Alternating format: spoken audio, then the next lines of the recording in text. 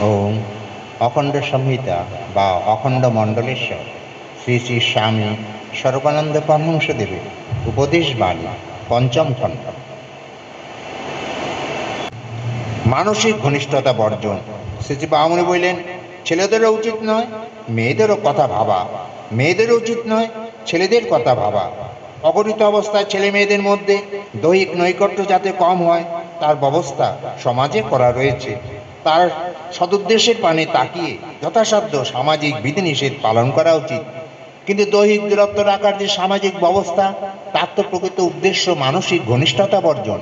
তোমার উচিত নয় মন দিয়েও মেয়েদের সঙ্গ করা, মেয়েদের উচিত নয় মন দিয়েও ছেলেদের সঙ্গ করা।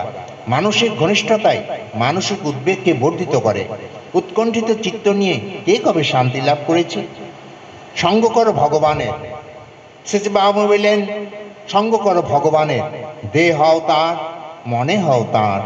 দেহকে লাগাও সেই কাজে যে কাজে তার কাছে পৌঁছা যায়, মনকে লাগাও সেই কাজে যে কাজে তিনি অন্তরের অন্তরতম হন। ঘনিষ্ঠতা করো তার সঙ্গে, প্রেম জমাও তার সাথে, চিন্তা করো তার রূপে, তার গুণে, তার মহিমা। শান্তি পাবারও পথ এই, সার্থক হবারও পথ এই। হরি ওম।